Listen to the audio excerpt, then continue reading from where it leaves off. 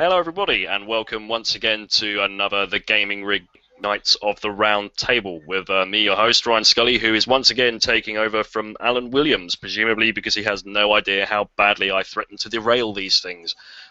Let's move down the line and introduce the people who will be joining us today, starting with our good man, Justin Cuttress. Good afternoon. And Justin, how are you, buddy? I'm not so bad. Quite a long Good. week at work, but hey ho, let's Haven't we all? go. Good stuff. So, Justin, what have you been doing for the gaming rig, and what game have you been playing this week? For the gaming rig, I am currently part-time writing some hardware reviews, Oh, cool. and I'm in the process of doing a few live streams and trying to get some video reviews going. Oh, excellent. So, what are you live streaming at the moment? I'm currently live streaming a playthrough of Final Fantasy VII. Cool. How's that going? I'm not that far in, to be honest, but No? I've still got as much excitement for it as I did when it came out.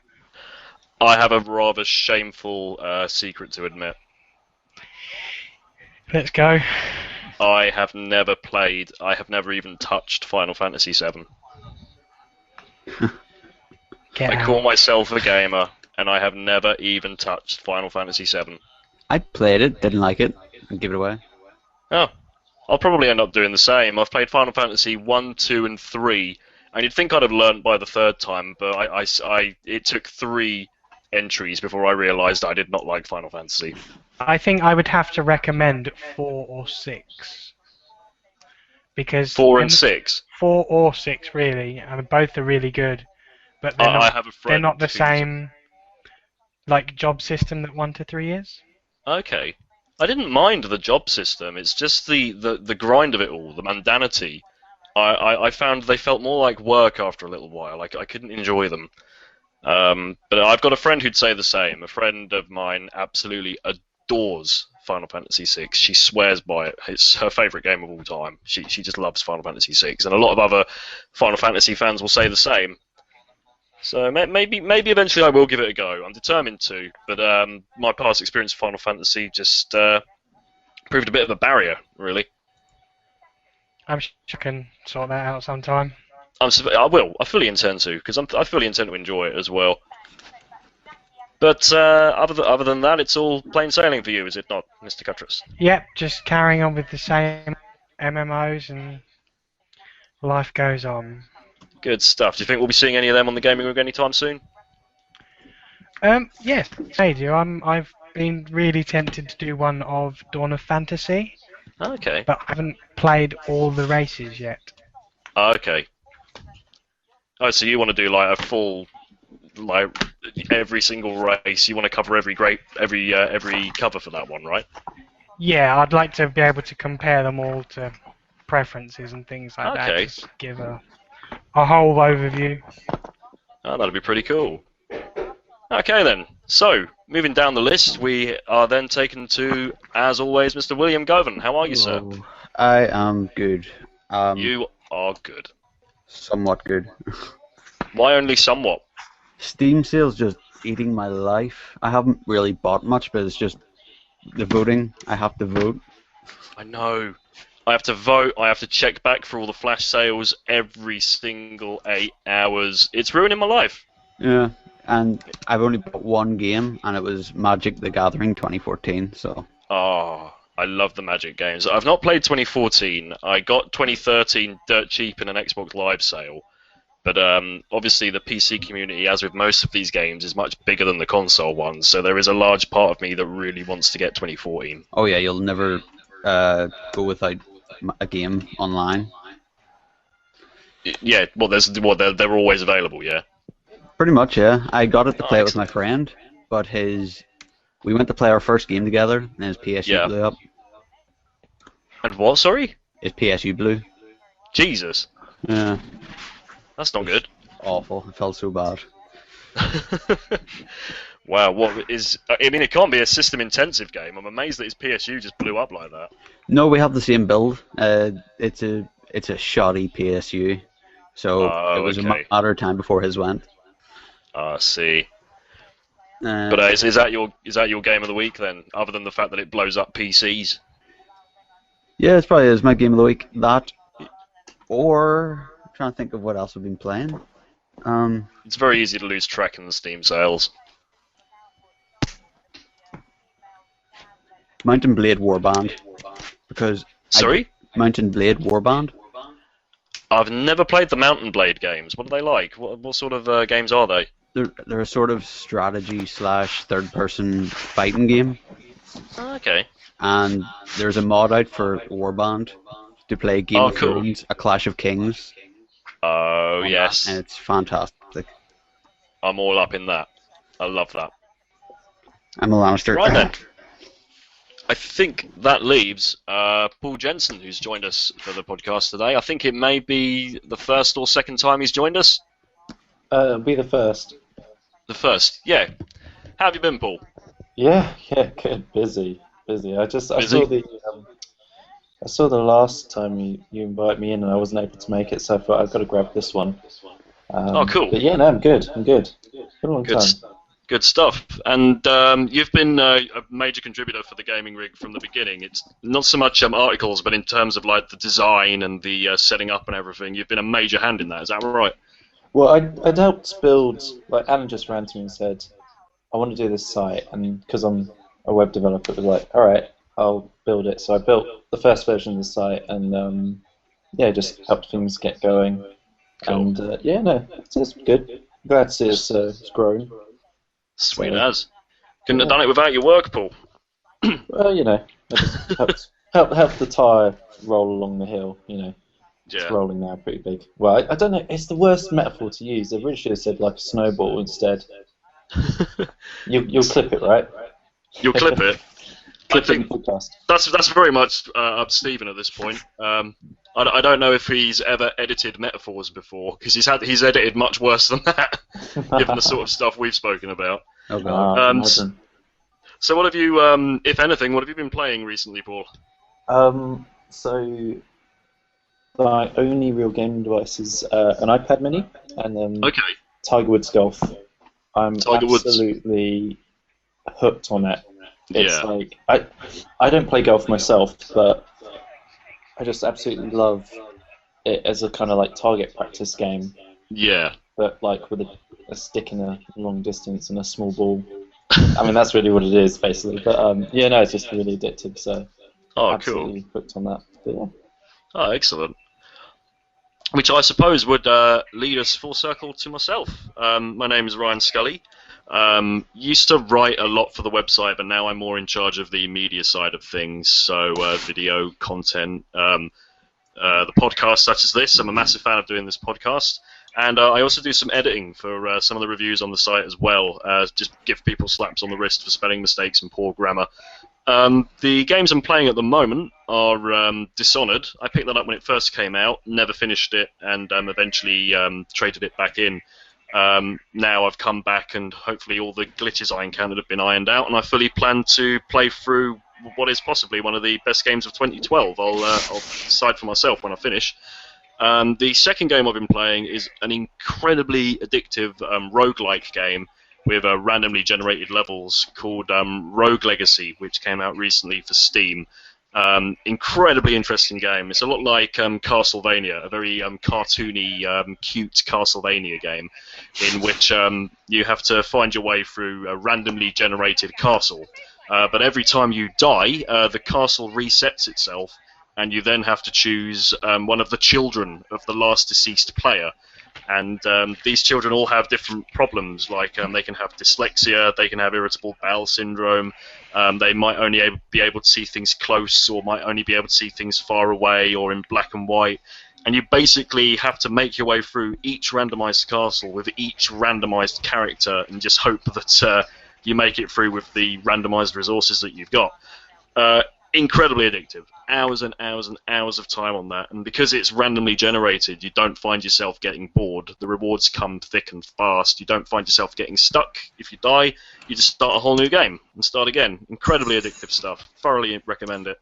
It'll probably be like 99p in a sale soon, which will make me feel like a dick for buying it for $11.99. Right, so moving on. I believe, gentlemen, I think we need to hold our heads up high and issue a formal apology. I don't know if you guys agree. I would, indeed. Yeah, we discussed this. We want to all of us, even Paul who wasn't there, even he feels guilty by proxy, and he didn't even say anything. We all wish to issue an apology to Don Mattrick, the ex-head of Microsoft, who was the cruel victim of endless torment last 2 weeks, in which we ripped into him for practically everything he's ever done with his career. We'd just like to point out that we are a completely unbiased website. We don't hold any bias against anyone. We don't prefer the PS4. We don't prefer the Xbox One. But really, when you look at how much of a cock-up Don Mattrick is, we did it because it was fucking funny. Sorry, Donald. Yeah, sorry, Don. Sorry, but it was funny. In partial way to his defence, I would like to bring up the fact that he did, I believe, was it Rare and EA Canada are things that are big now because of him. Rare and EA Canada. Yeah, I might not be right on the whole Rare thing, but I'm pretty sure he helped build EA Canada to what it is now. Okay, that's fine, but look at what Rare is now. Yes, I admit Rare isn't what it once was. Yeah. So, yeah, we're sorry, Don Mattrick. Not as sorry as you should be, but we're sorry. With that out of the way, how's everyone enjoying the Steam sale? My wallet isn't. No, my wallet's been abused like a cheap hooker. It's not good. I've still only bought that one game. Sorry? I've still only bought the one game. What one game is that? Oh, you still only bought the one game? Yeah. And which game was that? Magic 2014. Oh, it wasn't even on sale though. No. It doesn't even count. Don't bring up the sale like it's abused you and then claim that you didn't buy anything in the sale, you faker. It's only I was there. It's only abusing me for making me be awake for every 8 hours. Oh god, I know. It's the worst. It's the absolute worst, but also the best. So what have you bought, Ryan? What have I bought? I'm glad you asked. No, to be perfectly honest, it's not been that bad.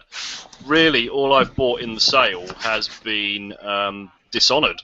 Dishonored is the only game I've bought in the sale. I've been keeping my eye very closely to everything else, but all the other things I've bought on Steam recently have actually been the daily deals. So, like I said last week, I got all the Fears, I got Retro City, Rampage, Dishonored, Bully, and the Humble Indie Bundle. So, really, the sale hasn't bugged me too much. I'm glad I picked up Dishonored, even if it then dropped another £4 the day after, which infuriated me.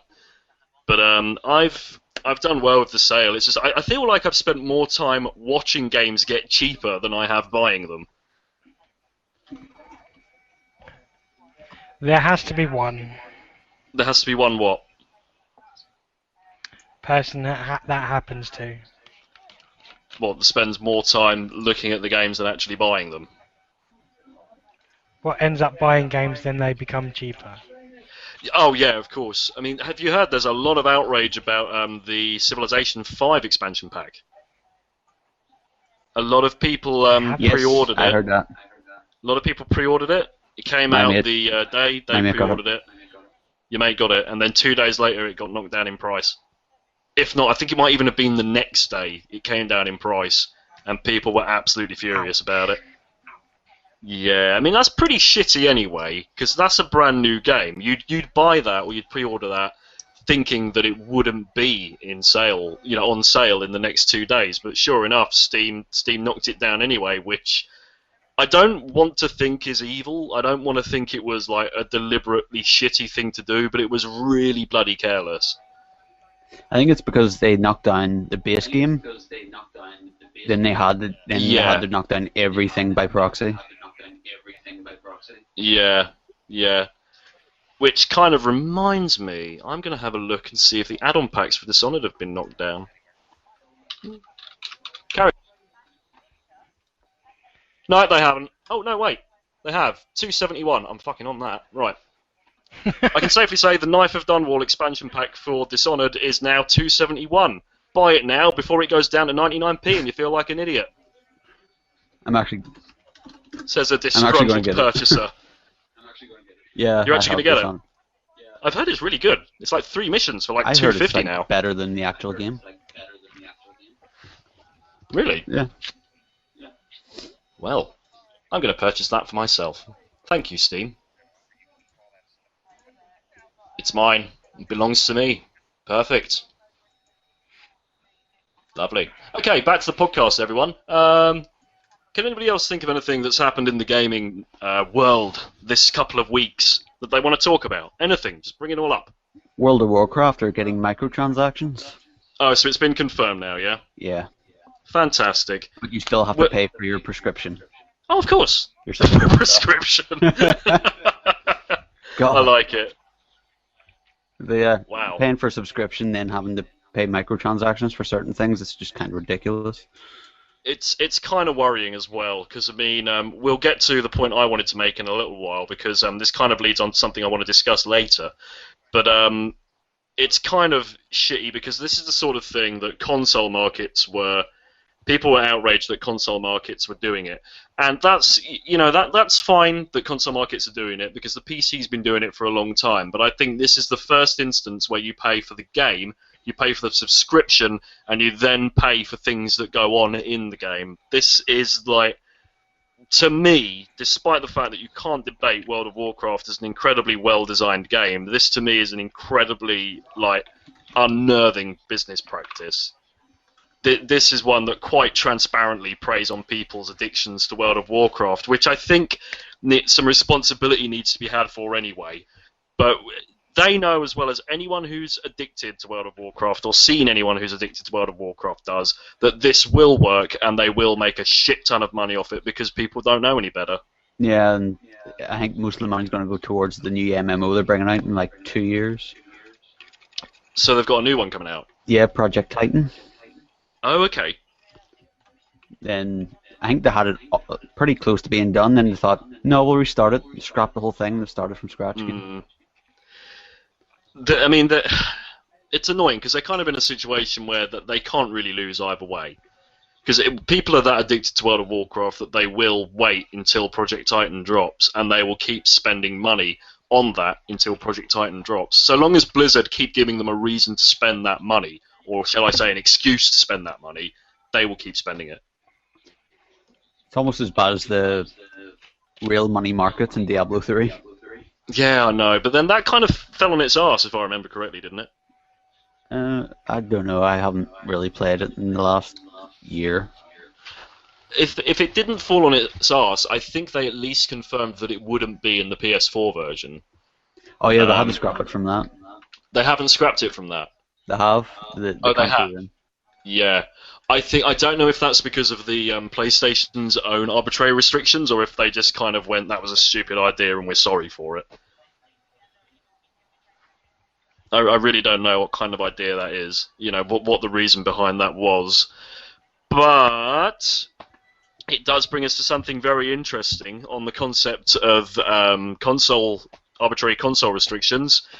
Who's heard what EA are doing with their game prices? Yeah, I've seen that. Oh, I'm glad you find it funny. What did you say, Justin? I said £10 more. I know, like, it angers me. It's getting to the point where I'm getting angry about it. You see, here's the problem. It angers me, What? but I'm still going to buy Battlefront. Oh, see that? William! You're part of the problem. But I want Battlefront.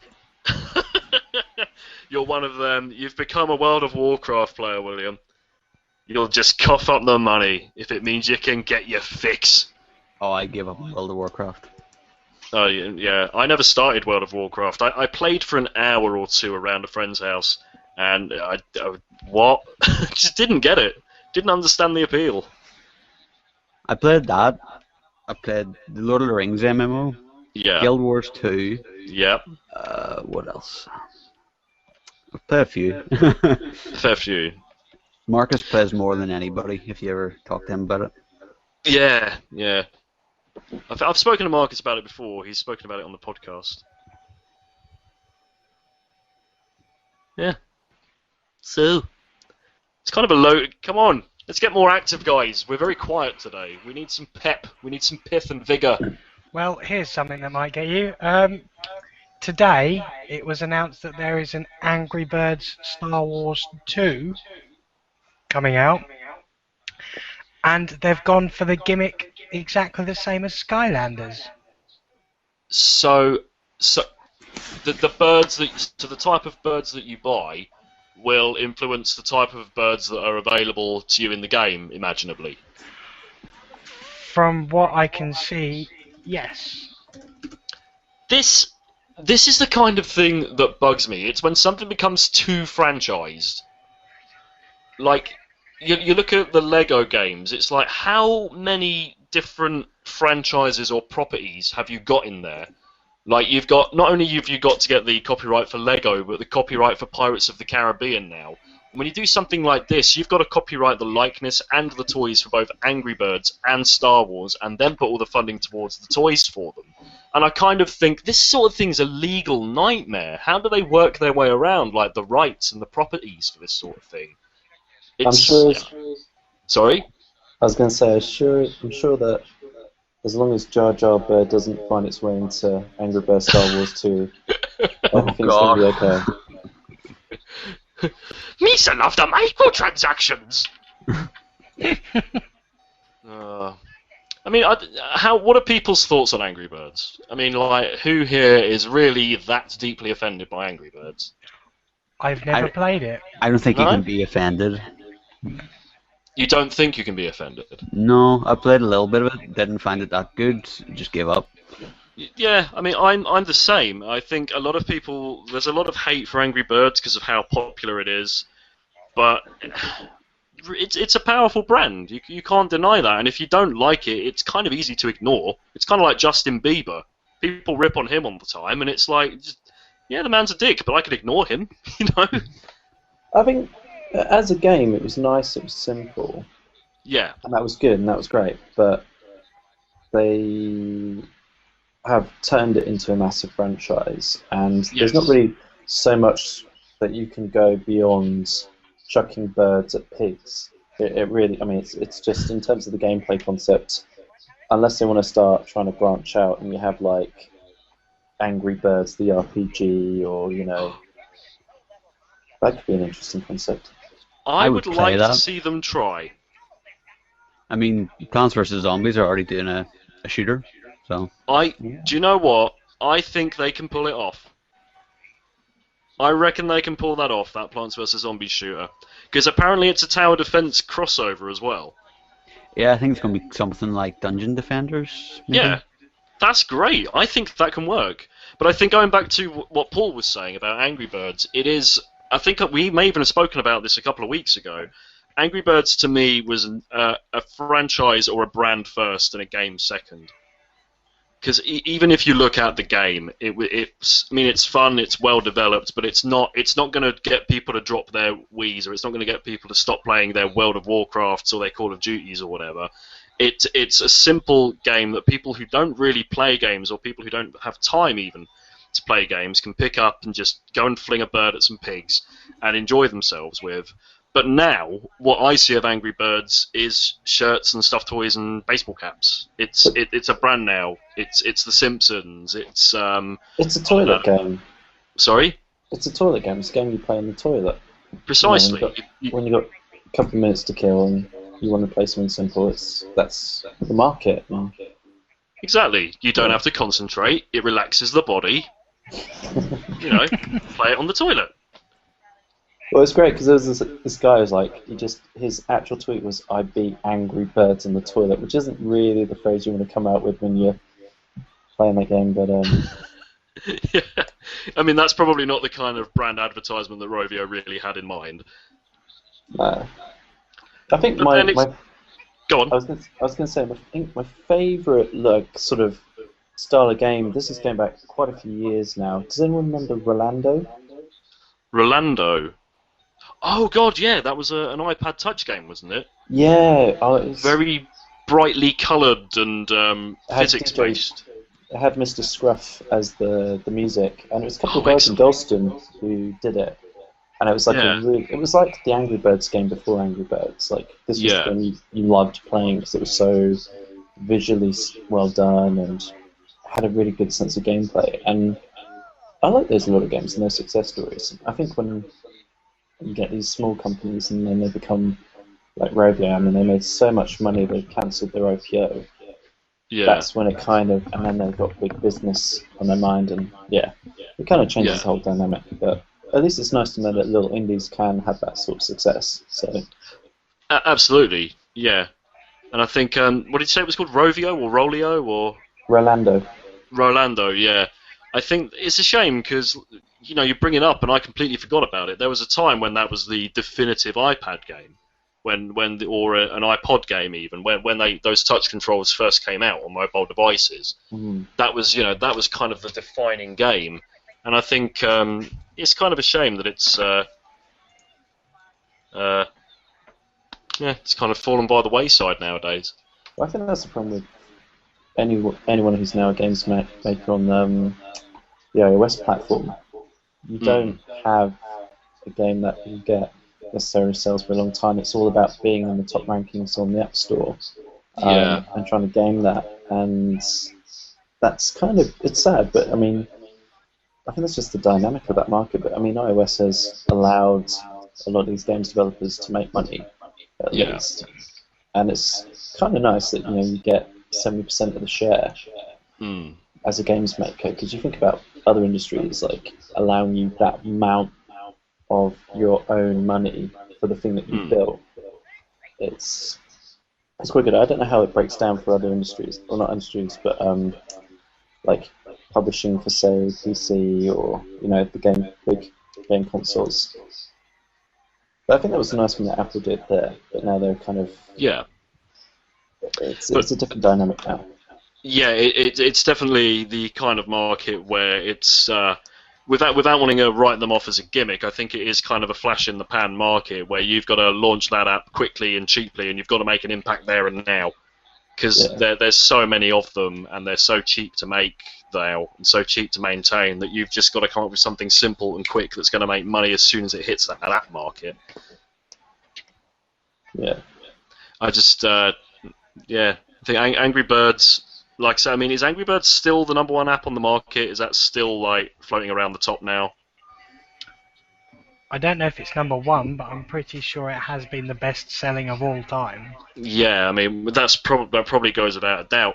But it's kind of weird. I mean, like as we were just saying, like apps, they're very easy to get out there, and they are good for the developers as well because they've got that cut.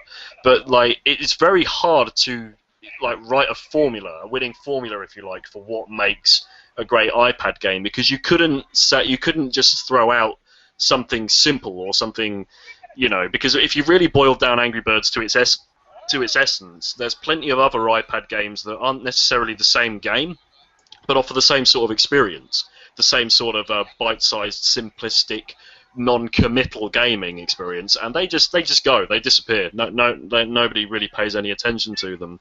And I think it's interesting, really, when you look at them, how do you boil down what makes a successful iPad game?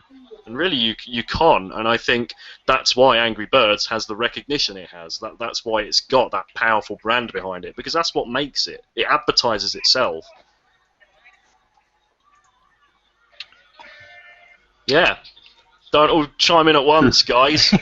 No, I was just looking at the... hell, where's our energy? I was just looking at the store, so Angry Birds as the top 3. Yeah. Angry Birds Star Wars HD is #1. Keeping theme with our toilet thing, I noticed you guys were mentioning floaters and #1s and getting it out there, so I'll just keep up with that. And number 2 is on the paid is Minecraft. Minecraft. See, again, they're two very different experiences, which kind of goes back on what I said. But they do still have that ingredient of simplicity and recognition and, basic mechanics. It's bizarre. You just cannot write a formula. You can't guess it. It's just whatever takes people's fancy at the time, really. Yeah, I know. But I at least think it's encouraging that these two very... I know. I said that in essence, a lot of these iPad games have the same ingredients, but I think it's also encouraging to see that they can be, as I said, two completely different experiences, And I think to have something as, shall we say, casual, I hate using the phrase to describe gamers, but we will in this instance, something as casual as Angry Birds compared to something as demanding and as consuming as Minecraft, to have the two of them filling up the top two slots on the app market is kind of encouraging, because it shows that now not only do these two markets exist, but each one is as relevant as the other. And I think that's very encouraging. That says a lot for how powerful games are as a medium now. Well, hence microtransactions will only ever get bigger. Yeah, you kind of rained on that parade. Thanks, Justin. I hate microtransactions so much. Yeah, like, oh yeah, that's great, but fucking microtransactions. In fairness, I have no problem with them if you can play the game yourself and unlock everything. Yeah, I mean, unless it's 500 hours. Yeah, which is fine. But I mean, what would you give as an example of microtransactions done properly? What would you consider a non-offensive form of microtransactions? I would have to go into the game I'm playing at the moment, Dawn of Fantasy. Okay. I mentioned it slightly last week. It's an RTS with online community / PvP action. Yeah. And it has this monetary value thing called crowns. Yeah. But you can easily earn quite enough crowns through sieging cities, completing the quests that they have in the single player mode, and it's completely unobtrusive. Okay. Not once have I found myself going, must get crowns, need upgrade. Okay, but these crowns, can they be paid for with real life money, or is this the game's only currency? No, they can be bought. Yeah. The game does have various resources and gold that you can trade. Yeah. But the developers and community manager that I've spoke to once or twice, instead of deeming the game pay to win, they call their game pay for convenience. Right. Which in my sense, skeptical alarm's going off. You can be, but the timers that are put onto certain buildings aren't that long at all. Like the longest thing to build would only take a couple of hours. Right. So you can pay to speed up, but then you're paying very little anyway. I have to say, I'm quite skeptical of a game's enjoyability when convenience is considered a power-up. It's from what I take, it's not a power-up as such. It's an afterthought that, hey, there might be someone that wants to. And my understanding is that these conveniences speed up buildings, as you say. They speed up. They can speed up buildings. You can spend the crowns on various units if you so wish. Yeah. The units are practically, if they die, then they're gone. Yeah. Well, like normal units would be in an RTS. Of course, yeah. And you can pay for like PvP protection to stop people from attacking you. Right. But all these crowns are readily available for players to get by spending a little time trying to siege a city or completing a small quest. Would you not consider, though, that the PvP off option should be something that's offered in the game by default, rather than something that you pay crowns for? In a way, yes, but I have managed to find an issue which allows me to get permanent PvP off access. Right. Which is kind of awkward, but there's a quest that you can do to basically put a wall around your city. Right, and as soon as the wall is built, your base 12-hour protection will tick down. Right. But it won't tick down unless you complete the quest. So don't complete the quest. Don't complete the quest, and you've got unlimited no PvP attacking you. See, again, though, that's not... I mean, it sounds like I'm being really contrary, but I really... There's something about microtransactions that really bug me, and, like, to me, that defense isn't intrinsic... That's not part of the of the game's design. That what you've discovered there is, yes, it's a workaround. Some might even call it a glitch, but as it's not part of the game's design, I still find that it still makes me feel a little bit uneasy. I don't.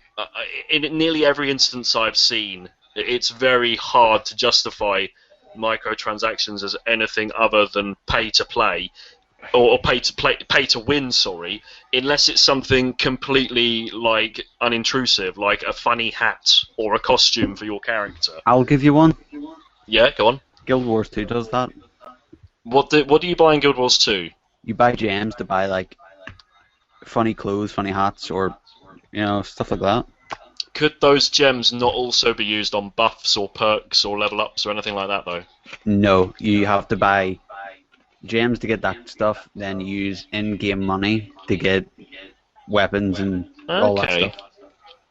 See, I don't mind that. I think if you're paying money if you've got a game and you're paying money towards it, I don't think that money should adjust the experience. I think it should add to it. That's my 2 cents anyway. Haha, what an appropriate pun. But yeah, I mean, like the example that William gave, if my money went towards what sounds to me like customization, if that really is your bag, then go for it. But with something like PvP, or PvP lock, as I believe you called it, Justin, that to me that should be an option. That should be something that's in the game. I shouldn't have to pay for something that 10 years ago would have outright been an option. I can completely understand your point. I mean, all this, as with anything, is generally a person's perspective and about how they feel about it.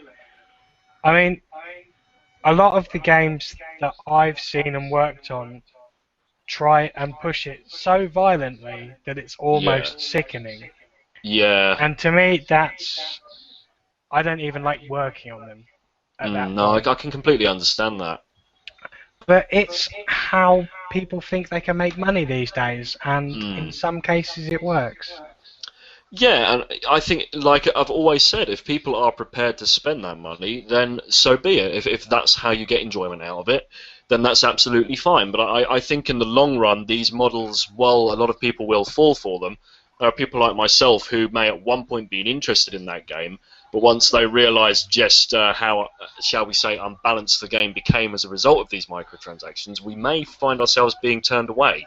Like we're noticing ourselves losing just because we're not prepared to spend the money that other people are. And I think the example you've given, Justin, is very good. I think it sounds to me like, what did you say this game was called, sorry? It's called Dawn of Fantasy. Right, it sounds to me like the creators of Dawn of Fantasy really have taken on board that possibility, and it does. I'm glad to see that they're making a conscious effort, but I still think it's, in my eyes at the very least, an incredibly difficult market to justify. But hey, different strokes for different folks, because the world don't move to the beat of just one drum. What might be right for you may not be right for some. Well, for those that do listen to the podcast, they can always drop a post on the Gaming Rig Facebook page or Twitter with their thoughts as well. Justin, a fantastic segue. Tell me more. Well, as listeners are aware, I'm sure, we also have the Gaming Rig Facebook page. Excuse me while I don't remember it off by heart, but it will facebook.com/TGRUK, and then you'll find all the various news that people put up. And then the Twitter, which I have to say I don't actually follow at the moment. Not good for me. But We're selling this. But I believe it's also TGRUK. I'm going to check that because, to be perfectly honest... It's at TG... No, it's not. It was. Maybe. No, TGR UK is Christine Lehman, who likes cats. Well, you can follow them if you so wish. Christine, this is the best advertisement you've ever had. The Gaming Rig loves you and your cats. Here we go. It's at TGR_UK. It's that all-important underscore we were missing. It was stolen by a fucking cat. Yep, damn those cats. That bastard cat. If you're listening, Christine, we love you and your Twitter, but we're sick of that cat. That cat is the Don Mattrick of the feline world. Oh god. Yes, we're back! Does anyone else have any more news that they may wish to share? I've got another idea for a children's TV show. Oh god. Oh, here It's we go. called Mattrick's Mattress.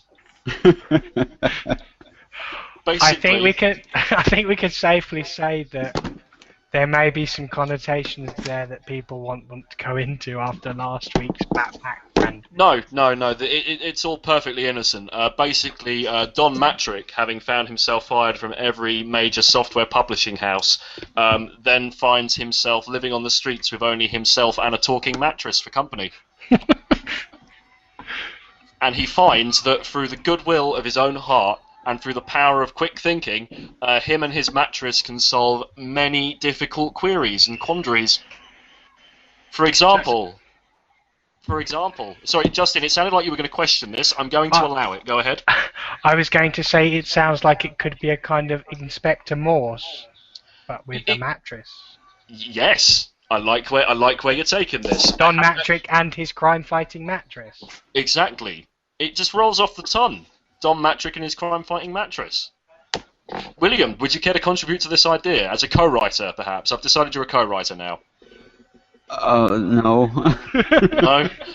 Mate, is it because I haven't quite sold you on the flexibility of the Mattrick/Mattrix crossover? I do not want to write about Don Mattrick. Is it Mattrix Mattress Matrix?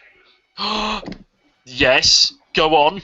Is this a sequel to the Matrix trilogy? Yeah, Disney have bought the rights. Oh no. Right. Well, the way I see it, Joe Pasquale is the voice of Mattrick's Mattress. Are you sure? I've already decided. What sort of mattress-related problem can we solve today, Don Mattrick? Oh, There's a baby over that window by that block of flats. Perhaps if I lay flat, I could stop him plummeting to a gory death. My god. Genius. It writes itself. Mattrick's Mattress, people. You watch this space. Right. Right. What I will slightly divert it away from our children's do. TV. I've had too much Haribo. The first video for Formula 1 2013, I believe, came out today. Ugh. Great. How has it been? How does it look? As an avid F1 fan, I would say it looks really good for a racing game. For a racing game, you say. See, now, I'm biased. I find racing games very boring unless they're very silly, like Split Second or Mario Kart or something like that. So Sims don't go down well with me. But how... This is the thing. The problem I have, I can never review a racing game because I don't know what racing game fans look for in a racing game or what constitutes a good racing game. So, I mean, if F1 2013 is something to be excited about, what is it you like about the F1 franchise that makes it so good, Justin? Well, I have to start out by saying the best racing game I've had was Burnout Paradise. So I think what a good game. I think I'm with you when it comes to preference of racing games. But I'm always happy to play something that allows me to get into the place and just go drive around the tracks as they are. Occasionally I like something that's realistic. Grand Theft Auto 5. Who brought that up, sorry? Me. I am very excited for Grand Theft Auto 5, primarily because it's not Grand Theft Auto 4, which I hated. I have GTA 4 and it's just terrible. It's really bad, isn't it? It's so boring. Like, they went from San Andreas with everything that the GTA 4 with bare bones. I think we were very impressed at the time with GTA 4 because of what it did in terms of open world. But if you look at it now, if you look at what GTA 4 is, it's a tech demo and nothing else. Well, maybe that's unfair because it did have a storyline attached and it had some good characters attached. But you the want a game storyline? itself, You want a storyline? Play Saints Row 3. Sorry? Saints Row 3 had the dumbest storyline ever. Exactly. I completed that last week, and it just ends so abruptly, and it's like there's a gang war, and then the government get involved, and then at some point zombies invade, and then you take down the government. Yep. Brilliant. I mean, okay, being realistic though, as much fun as Saints Row is, which, to be honest, GTA 4 should have been. GTA 4 should have had that kind of frantic, silly pacing to it. But you can't deny that GTA 4, it did have some great characters in it and some great scripting. There was some fantastic writing, I thought at least, in GTA 4. Like some really good one-liners. Like, if anybody asks, you don't know me. And then Nico says, mate, if everybody asks, I don't know you. Like some really witty lines. But the game itself, considering it was a sandbox game, every mission had to be done by the book without fail. My favourite character in GTA 4 was the Jamaican guy you can't understand. Oh, do you know what? He's the whole reason the subtitle option begins in that game. He was amazing. He was so good. He was a fantastic character as well. Right, boy on the corner. It was so funny. But like you stuck on subtitles and it still barely made sense. Yeah, it's like all you understood was left. It's like, okay, I clearly have to go left. Yeah, what's his name? Little Jacob, I think his name was. I can't even remember. Sounds about right. Yeah. What about the TV ads as well? They were quite something. Oh, the GTA 4 ads. Yeah, like, well, the you go into the room and you watch the television. You can watch ads. Oh yeah. For like Republican Space Rangers. And that I was sort of just thing. going to bring up Republican Space Rangers. Oh, that was really good. So funny. I think what I would say, like, I rip on GTA 4. I don't like GTA 4. That doesn't mean that there's not a lot to appreciate in GTA 4.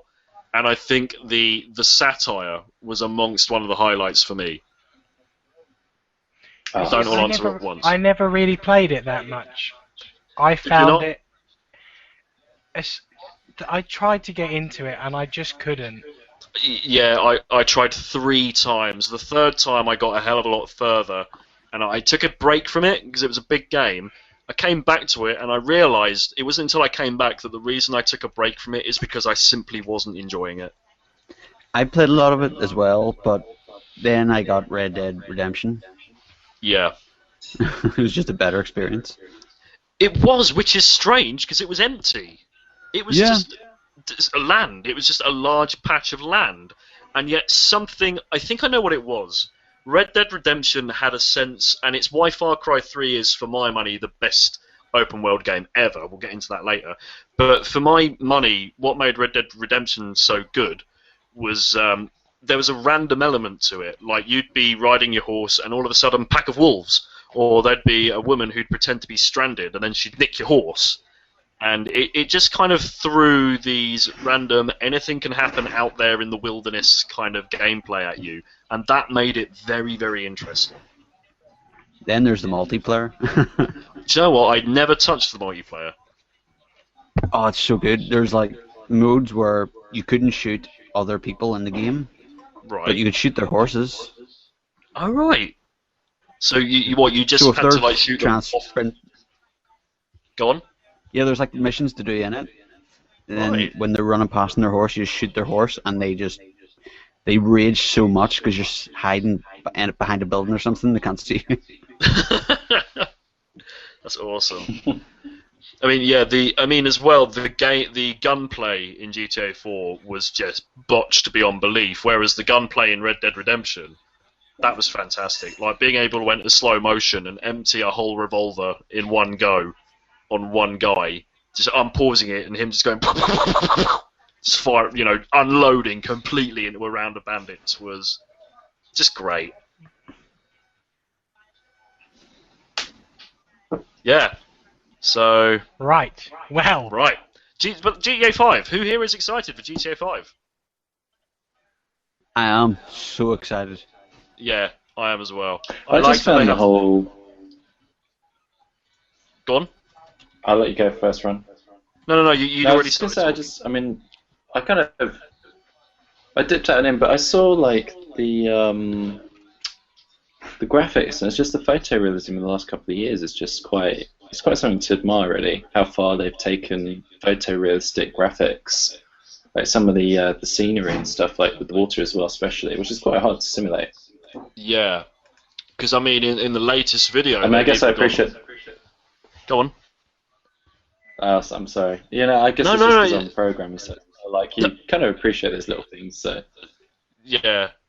I mean, sorry, I think I'm gonna stop. You can tell I'm a rookie at this, so yeah. No, it's fine. There might be a lag. It might be why we keep clashing, because it seems we both start talking at exactly the same time. But I mean, I think going back to like the detail you were describing, I was really impressed in the latest gameplay video with the underwater sections.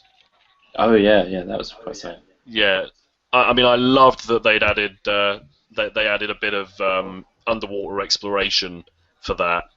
Just like the footage of the characters with flippers on, just diving. You know, very few sandbox games have that kind of verticality as well, where you can go up as well as down. We've always taken to the sky in a lot of these games, but to add the option to go under the water now as well, that's an incredibly interesting addition, I think. Yeah, that's good. It beats when like in GTA 3, up to GTA 3, and like if you fall in the water, that's it. You're toast. Well, technically you're drowned. You're not really toast because you're not that. But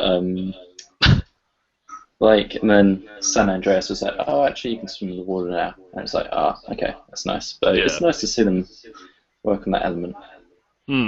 Yeah, I'm very much looking forward to 5. Ever since Stevie Wonder was in the original trailer. Skeletons by Stevie Wonder was perhaps the best backing music they could have chosen. That just got me so hyped, I can't lie. Just hearing that made that advert for me. It's classic. Yeah. So, let's all not talk about... Where is everyone's energy today? Jesus, guys, come on. Went to all this effort so that 3 people can turn up and say nothing. I just bought Natural Selection 2. How are you finding Natural Selection 2, William? I haven't played it yet. I just bought it there in the flash sale. Jesus God, I am trying here. I am trying. I think with GTA 5, having GTA 4 didn't excite me, so I can't really get that enthused for GTA 5 yet. I have seen the video, and from what it looks like, I think for the gaming industry, it cannot be anything but a good thing. But until it comes out, until it comes out, I'm not sure. It's like, you know when you return to a lit firework, and you kind of take a few steps very quickly forward, and then you stop and leap back a little bit because it might blow up in your face. That tortured metaphor is how I feel about GTA 5. I want to run towards it and see everything it's got. But I just remember when I did that with GTA 4, time after time after time, and got burnt. I can't wait for Saints Row 4 as well. I liked Saints Row 3. I played and I enjoyed Saints Row 3. I don't know if I did it enough to really want Saints Row 4. Oh, come on. Saints Row 4 has superhero abilities. Yeah, don't get me wrong, that's fine. But Saints Row 3, again, I feel like outside of the sandbox and in the actual missions, it was just a shoot 'em up. Every single mission was shooting people. Outside of the side missions, it was just a third-person shooter. I just want to get that dubstep gun. Yeah, me too. I can't wait for the dubstep gun. Watch out, they might bring it in as DLC instead. Oh, yeah, you know what? They'll gauge how excited people are for the dubstep gun, and it will be DLC or it will be a microtransaction. 10 pence off your debit card for every bullet you fire. Oh, God. Yep. Well, that's how you should deal with the gun control then. It's expensive bullets. Yeah, just make bullets very expensive. Sorted. I think, didn't Chris Tucker do a bit about that? Was it Chris Tucker who did a bit about that? Chris Rock? Chris Rock. Did I say Chris Tucker? Yeah, the guy from Rush Hour 2. That just makes me look incredibly racist. I feel bad now. Don't worry, Even he's though- racist, not movie. And The Fifth Element as well. and The Fifth Element. He annoyed me in that. The Fifth Element was a great film, and I think he's a great actor, but the character he played in The Fifth Element was really irritating. Otherwise, really good film. I don't think anybody liked him in that movie. It was a No. bit weird. It was like Prince for like the 22nd century or something, just even more crazy, sexual, and weird. Yeah. I think that's kind of what they were going for, but it backfired a little bit. I think it was a little too hyperactive, and The Fifth Element was better than that. Yeah. Yeah. Did anyone play the Fifth Element game? Yes, I did. Wasn't it awful? Yes, it was. That was a game? Yeah, oh yeah. That sounds all kinds of awful. Okay, guys, I've just had an idea. As spirits have been a little bit somber today, let's raise the ante a little bit. Let's all talk about our least favourite games in the world. Like what? Just our most hated games. Oh wow. Oh. What Go games do on. I Duke Nukem Forever. Duke Nukem Forever. Oh, that's too easy. That's It's that's up there. Go on. Why Duke Nukem Forever, William? It's just a terrible piece of shit that is so It is. sexist. Oh, I never got that far in. oh, Well, I guess. there is an actual bit where you have to slap titties. No shit. For what, Ridiculous. for what reason? No reason whatsoever. You're just slapping tits. What? Just there's a woman there and you slap her tits. Yeah, or well, multiple women. Oh God, that's just really. 13 That's years to very get good. that. Sorry. It was. 13 years to get that piece of shit. 13 years for Titty Slapper 3D. Well, no, it was really insane because like Duke Nukem 3D had Yeah. the right amount of adult content, humor, bits like that. You know, it was not the main feature of the game. Yeah. And then 3D Realms managed to spend the next 15 years trying to do 2 or 3 different game engines for the update. I mean, I remember the first mention back in '97 Yeah, I remember And the then it first was video like- even. and 2001. I mean, that was a great trailer demo. And Yeah. it was like coming soon, and then it was like 2003, 4, and 5, and you're just like, well, you kind of forget about it. It almost ended up. In fact, it was longer than Guns N' Roses' Democracy in Oh, China sort of God, album yeah. for like 12 years. And it was like, you were thinking, are they just trying to outdo Guns N' Roses now for like this Nike relic? And then 3D Realms went bust, Yeah. just trying to develop one game, and you're just like, you developed Duke Nukem 3D, that must have made loads of money, and now you're bust. And so some other company just bought the rights to it, and then It's Gearbox, I obviously think. they just went, oh, what do you remember about Duke Nukem 3D?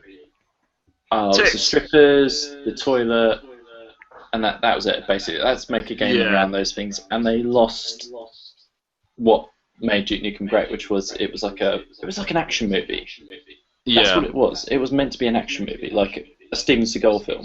And they lost that element completely, and yeah, so terrible. Oh well, what a shame. You think about that, and Max Payne 3 came out last, what was that, a year ago? Yeah. We waited around 10 years for that, but they didn't spend 10 years making that, and it turned being great. Yeah. I think, if I'm honest, I don't think Duke Nukem Forever was released as a game. I think it was released as a kind of, almost as a gesture.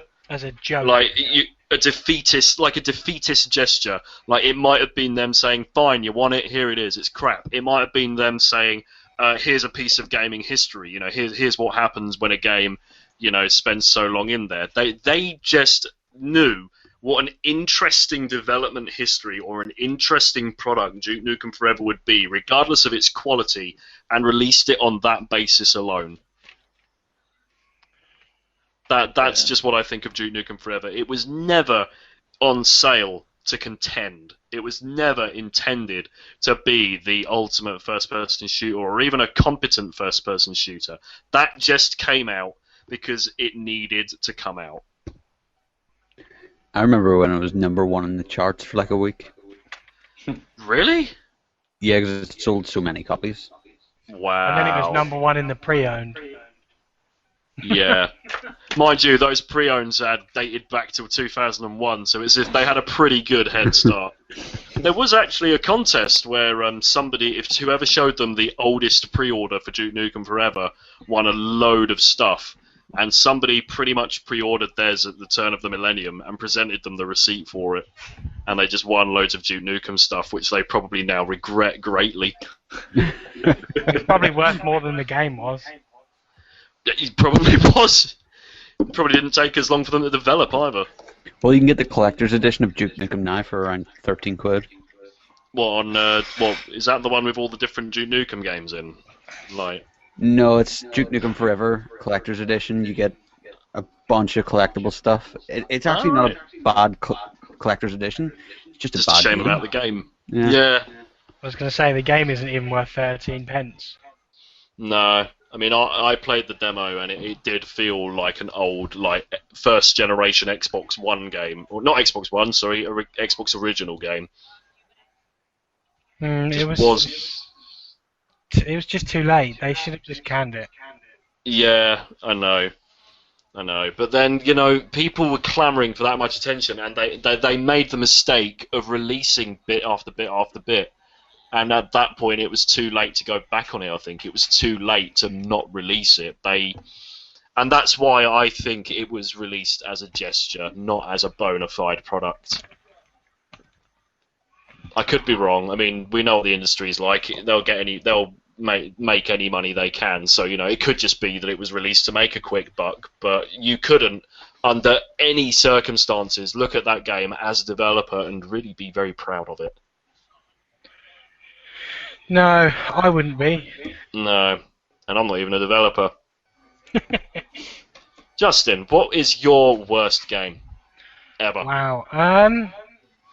That's quite a tough one. I just stood there looking at my game collection. Yeah. That I had going back over 2 decades, and there's a couple that I didn't particularly like that much. One being something that probably no one else would have played, and it's called Millennium Paintball 2009. Oh my god, you own that? I do, because I'm an avid paintball fan. Good grief. Millennium Championship Paintball 2009. Oh, I'm thinking of Extreme Paint Brawl, not the one you're thinking of. Millennium what paintball, sorry? Championship Paintball. Championship Paintball. Interesting. A ridiculous first-person shooter based on paintball. There's a YouTube video. Don't even...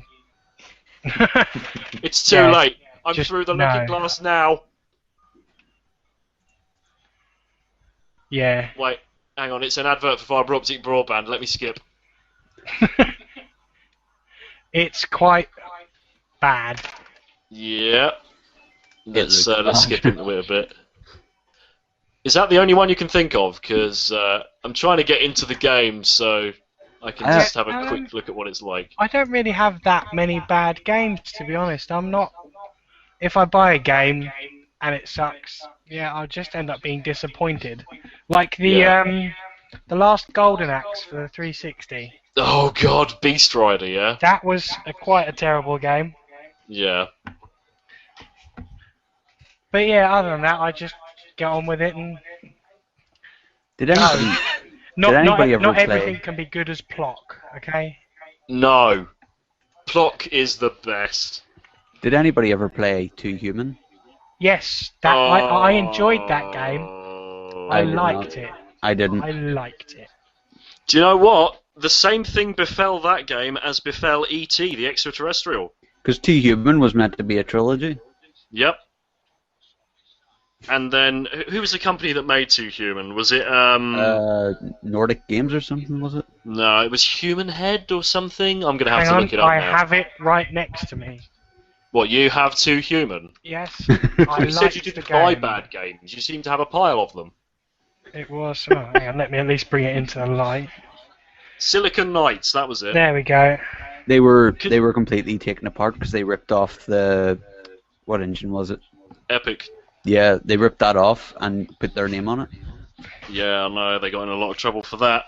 But, to be honest, like, everybody had really high expectations for them, because has everyone heard of Eternal Darkness, Sanity's Requiem? Heard of, yes. It was a Nintendo GameCube game that it was such a good idea that they actually patented it. Whether or not it was pulled off very well, I don't think it was. A lot of people think otherwise. But it was a game that like played with your sanity. Like it would put you in a room full of enemies and say the controller in controller port 1 is broken or malfunctioning. Or it would, you'd get past a really difficult boss, and it would say, the memory card is corrupted, your save has been wiped, and it would just trick you. The game would just trick you all the way throughout, just pull these really cruel tricks on you to make you think you were losing your sanity. And it was a really cool idea. Game was shit. The idea, the sanity was so superbly done that I stuck through the entire game, but the game itself was pants. And like since then, people seem to think like Silicon Knights can do no wrong. If you actually have a look at their catalogue since Eternal Darkness, they've released nothing but chaff, just nothing but rubbish. And yeah, Too Human has actually all copies of Too Human have now been destroyed or buried in a landfill, like those ET cartridges. You'll never take mine alive. You can still get them. You can still get them on Amazon, but like most people are handing their copies. Yeah, do you know what? I wouldn't be surprised if they became collectibles. They're like 14 quid on Amazon. All right, well maybe I will be surprised if they become collectibles, but they'll eventually become quite sought after, I reckon. Sure, they're digging up the ET landfill. Yes, they are. They are digging it up. I do not know why, because they're going to be unplayable. Well, it's not for that reason. I think some work's being done on that area. I think premises might be being built or something, and as a result, like the cartridges are having to have been dug up. But I'd like a cartridge. I would like one of the ET cartridges just to own that piece of history. You know how you can buy postcards from Berlin with a chunk of the Berlin Wall in them? I would like to be able to buy a chunk of ET landfill. Isn't it a bit scary that we've got all these crap games buried in landfills, and like, say if there's ever like end of the world apocalypse and like alien civilization comes to visit and goes like, you know, digs up a landfill, finds all these old crap games, they're gonna be like, no wonder these guys died out early. Look at their games, they're terrible. Hey, look at this one, Duke Nukem Forever. Let's try this one. This might be better. And they're just screaming inside. Yeah.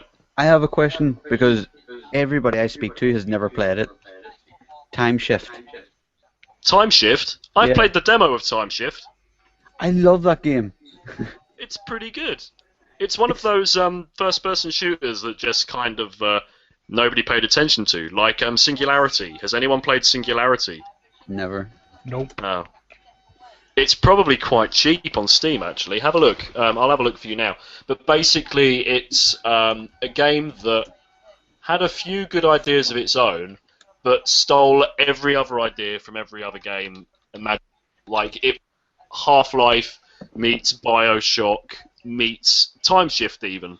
And it was basically about you go to this island where a time anomaly has caused crazy shit to happen. So you're overrun with you're basically shooting time-traveling Russians, mutants, and future evil Russians and mutants as well.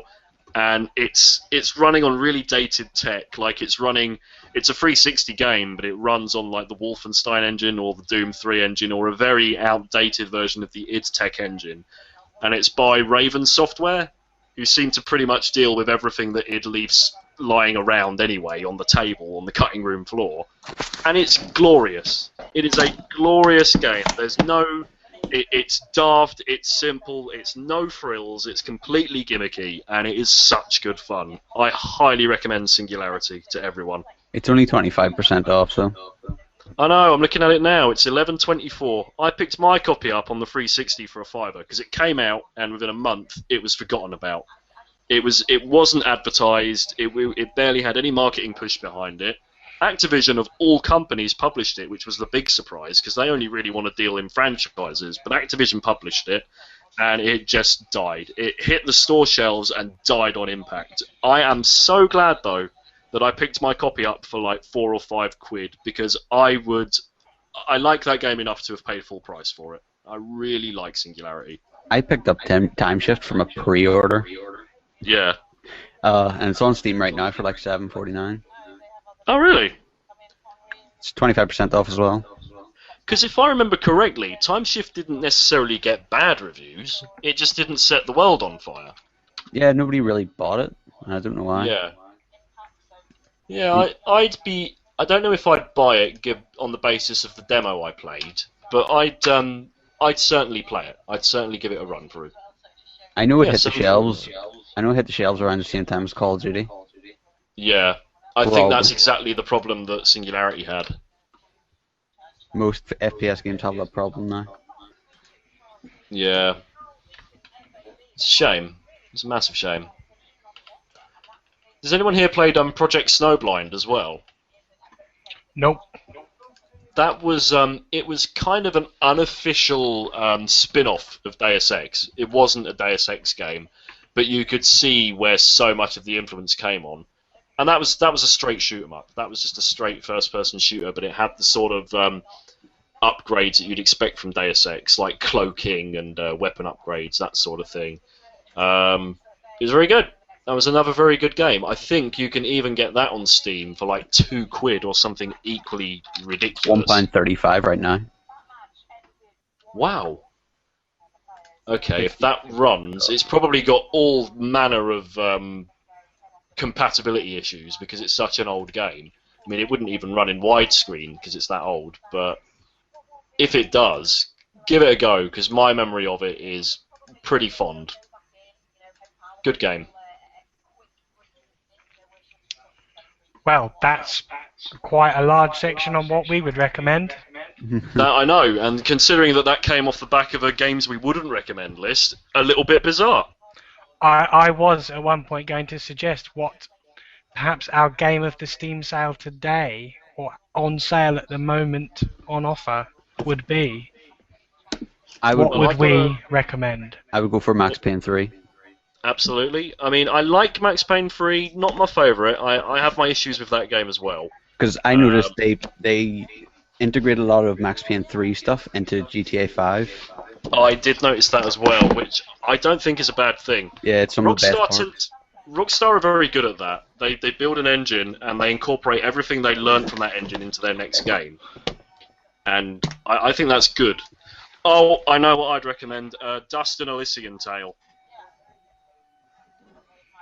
It's full of furries, which kind of sucks, but you can't fault how good the actual game is. If you like Symphony of the Night, that Castlevania game, Symphony of the Night, it's very reminiscent of that. But the real reason I would recommend it is look at the video for the game, just look at the game in action. All of that, except for the music, was done by one man, and one man only. The programming, the backgrounds, the animation, the combat system were all designed by a single animator by trade, and all the music was done by an audio artist. But for that reason alone, that man deserves major respect. And on that note, I would say get Dust and Elysian Tale because it's a great game and it supports a great developer. So yeah, Dust and Elysian Tale. Also Killing Floor. Not played that yet. What's that like?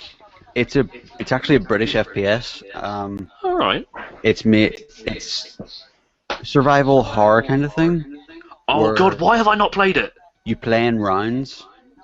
Yeah. There's like say 10 rounds, and at the end you have to face this big monster boss, and it's awesome. Is it like hordes? Yeah. Okay. Then there's a Steam Workshop where you can download their Colonial Marines mod, which is what the Colonial Marines game should have been. Killing Floors. Am I looking at the right thing? It's literally $2.99 at the moment. Yeah. Don't make me buy stuff. Oh, don't make me buy stuff. It looks really good as well. Buy stuff. And it's a horror game. Oh, I'd happily play that with you. I'm going to end up I buying have it, it aren't too. I? Oh, do you? I do indeed. I'm just going to click this add to cart button here and purchase for myself. I'm going to regret this as soon as it goes through. Oh, I regret this. Don't have the money. Join Yeah, the I do. dark I just side. really shouldn't be spending it. So that is £65 I've spent on games this week. This month, sorry. This month. It's important to clarify that. That's not bad. I spent £200 on Steam sale last year. Whoa, really? Yeah. I'm kind of pleased with how I've done this year. Oh, I got some trading cards for it as well. You know, What? that bit that everyone wants. Hang on a minute, what's this? Guest pass for Killing Floor. This pass only gives you access to the full version of the game for a limited time period. Well, why? I've bought it. I think that's a spare item on top of what you bought. Yeah, you give that to someone who might be interested in it. Oh, so it's a little trial period for them. Yeah. Yes. Oh, that's grand. Steve's Rather- so good. Rather than the shitty little demo, it gives them full access for a limited time, like World of Warcraft. I love that Steam does that because they did that recently with... I tried to get everyone on TGR to buy it, but they all called me a prick and spat in my face. But I wanted everybody to get Sonic and Sega All-Stars Racing Transformed. I wanted to get that. I was prepared to get it. That's not the impression I got. I didn't have money. I Oh. specified. No, that's true, you did say that. Because I've got to be honest, better than Mario Kart, and that is a bold statement. The PC one has the Heavy from TF2. I know, so bonus points for that. It also has Beats from Jet Set Radio, 10 out of 10. Son of a bitch, I kind of want it now. Yeah, I know. Unfortunately, the promotional period has ended. It was free for the whole weekend, and I just squeezed as much out of the single player as I could. But yeah, I can safely say that having played practically every Mario Kart that's come out, Sonic and or Sega All-Stars Racing Transformed is much better than any of them, even if it's got a stupid name. I had it on the Wii U. Did you? Yeah, but I traded it in. But what? You traded it in? Yeah. When you have it on a Wii U and all you're doing is playing the against the bots, it's kind of boring after a while. Yeah, I can imagine. And Yeah, I mean, that's the problem I had. I squeezed as much out of the single player as I could, but I was craving playing that game on multiplayer. And there was just nobody who'd play it with me. Why isn't Killing Floor in my games list? Which one did you buy? Have I likely bought the wrong one? you couldn't have bought the wrong one. Hang on, let me have a look at my activity log. Oh no, you wouldn't be in there. Ah. Well, anyway, I think I'm going to tell you my worst game, actually. El Shaddai, Ascension of the Metatron. Who played that pile of wank? Never even heard of it. Yeah, well, you're better off that way. It was a crap kind of adventure beat-em-up on the Xbox and the PS3 with these kind of religious undertones. But the combat was this kind of rock, paper, scissors method where enemies would get you with one attack and one out of your three weapons would attack them. One out of your three weapons would kill them. And it was interspersed with these, for whatever reason, it was interspersed with these really shoddy two-dimensional platforming levels. So one minute it was a stifled, raggedy Devil May Cry clone with rock, paper, scissors combat. And then it was just a slippery, awful Super Mario world. And it was shit, and I hate it, and everyone gave it really high review scores, and I can't for the life of me imagine why. Boo! Well, guys, we're going to have to come to the end of this week's podcast. A bit of a tired, lethargic one this week. Not many people. I think the heat... Actually, Paul, what's your worst game? Oh, do you know, I was trying to think. I thought back to Ashes '97, not the EA one, but it was like it's like this weird small indie label that did it, and every time you played it, like if you bowled a Yorker, Yeah. the game crashed. It didn't matter. You just bowled a Yorker, game crashed, and then it was like, oh, you just give up after a while. Because I mean, bugs like that, you just after a while you're like, I mean, some bugs are fun, like in Hitman, like you could do cheats, and you know how like everyone was trying to get used to ragdoll physics. What was really cool was like you could walk up behind someone, like in the Hong Kong triads, you had this big palace, and you're in there, and you walk up behind one of the guards, and you're in like a huge garden, at least about 100 yards deep, and you walk up behind him with a sawed-off shotgun, and you fire at him, and he goes flying about over the wall, which is more than 100 yards away, and you were just like, this is ridiculous. There is no way that a real gun would do that, but it was just so much fun. So much fun. I love little games, and also like this will go back a while, but obviously FIFA. I think not the weird one where players were attacking each other and they were ending up bundling over each other in a kind of weird, funny way. But I remember playing with my mate once. He'd come back late night and crashed on the couch, and we had one game of FIFA, and I managed to dirty tackle his keeper. So his keeper lost, like, it just picked up the ball, and I managed to dirty tackle him. I didn't get carded, and I managed to tap the ball in, and it counted as a goal. And I was just like, that's ridiculous, but that was good fun. So I guess really, Ashes 97, that was a bad one. But some bugs can be fun. They can be fun, but depends how you play with them. Yeah. I think, as well, that reminds me, that football game you were telling about, did anyone play Three Lions? Yes. You could win that by scoring own goals. If you scored an own goal, it would add a goal to your counter. That's bad. I just seen it It's here. pretty shoddy. That's too expensive for that game. What is? They want $22.90 for 3 Lions What, on eBay? on Amazon.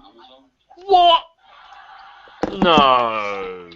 That's ridiculous. It was a rubbish game, and that's coming from somebody who doesn't like football anyway. I think Fuck it. if I have to nominate a future worst video game, I'm tempted to put Blacklist on Blacklist on there, because Didn't sell Blacklist.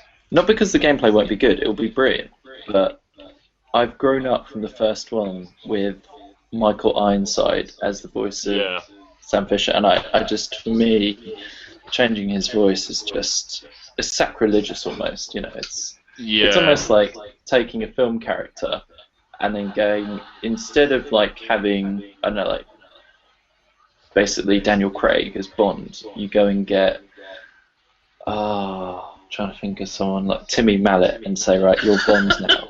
And it's a world of difference, but so. They're doing the same with Garrett from the Thief games as well. In the new Thief that's coming out, it's not the original voice actor, and he was perfect, the original. He's since been replaced, and it's a bit disappointing. I was never a massive fan of the Thief games. I enjoyed them. I thought they were very, very good. But I was never a huge fan. But I am a big enough fan that the change of Garrett's voice does upset me. Mm. If they released a Michael Ironside DLC add-on, that would be brilliant. Yeah. Because I think a lot of people would pay for that. Microtransaction. Every syllable, 2 pence. They already replaced, David Hayter in Metal Gear Solid as well, I was going to say, yes, it was, and it's now that guy from 24, isn't it? Kiefer Sutherland. Kiefer Sutherland, yeah. Bloody hell, I don't know. What are they doing with these voice actors? They're going quite Hollywood there. Yeah, that worries me.